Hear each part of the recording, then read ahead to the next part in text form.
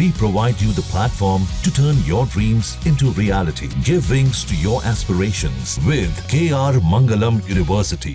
13 जून के बाद से इजराइल ने ईरान के कई परमाणु और सैन्य ठिकानों को निशाना बनाया है। जवाब में ईरान ने भी मिसाइलों से पलटवार किया है।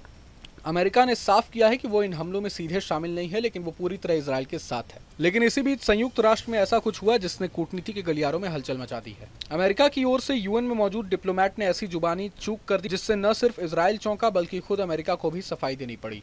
संयुक्त राष्ट्र सुरक्षा परिषद की बैठक में अमेरिका की कार्यवाहक स्थायी प्रतिनिधि डोरोथी शिया ने गलती से इजराइल को आतंक और तबाही फैलाने वाला देश बता दिया।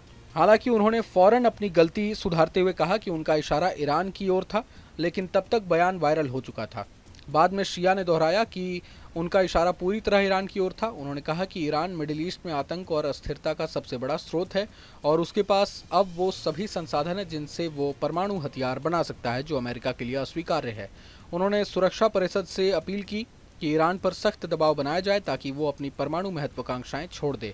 उन्होंने कहा कि अब और तबाही नहीं होनी चाहिए, ईरान को अपनी राह बदलनी होगी। ईरान ने अंतर्राष्ट्रीय परमाणु ऊर्जा एजेंसी यानी IAEA के चीफ राफेल ग्रोसी के खिलाफ संयुक्त राष्ट्र महासचिव और सुरक्षा परिषद के अध्यक्ष के आगे शिकायत दर्ज कराई है। संयुक्त राष्ट्र में ईरान के राजदूत अमीर सईद इरावनी ने कहा कि राफेल ग्रोसी ने ईरान के शांतिपूर्ण परमाणु कार्यक्रम को लेकर गलत सोच दिखाई है।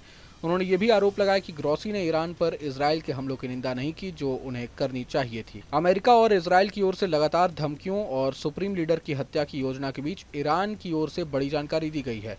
ईरान के सुप्रीम लीडर खामेनेई ने अपने संभावित उत्तराधिकारियों के 3 नामों का ऐलान किया है। इनमें उनके बेटे मुज्तबा खामेनेई का नाम शामिल नहीं है, जिसने चर्चा को बढ़ा दिया है।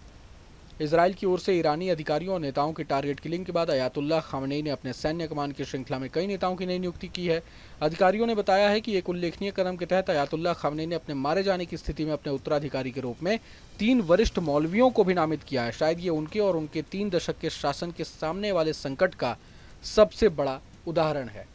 बता दें कि इजराइल की ओर से अचानक किए गए हमलों की सीरीज शुरू करने के बाद से अयातुल्लाह खामेनेई ने इस्लामिक गणराज्य को बचाने के लिए असाधारण कदम उठाए हैं और ये कदम भी उनमें से एक है। इजराइल ने अपने हमले 1 हफ्ते पहले ही शुरू किए हैं, लेकिन 1980 के दशक में इराक के साथ युद्ध के बाद से ये ईरान पर सबसे बड़ा सैन्य हमला है और देश की राजधानी तेहरान पर इसका असर खास तौर पर भयंकर रहा है। बहरहाल पूरे मसले को लेकर आप क्या कुछ सोचते हैं, हमें कमेंट बॉक्स में ज़रूर बताएं। अगर आपको ये वीडियो पसंद आया तो लाइक करें और चैनल को जरूर सब्सक्राइब करें। जहां भक्ति है हर शब्द में, कथाओं में छुपे हैं दिव्य रहस्य और ज्योतिष देता है जीवन को दिशा। धर्म से जुड़ी हर बातों को जानने के लिए हमारे चैनल स्तुति को सब्सक्राइब करें।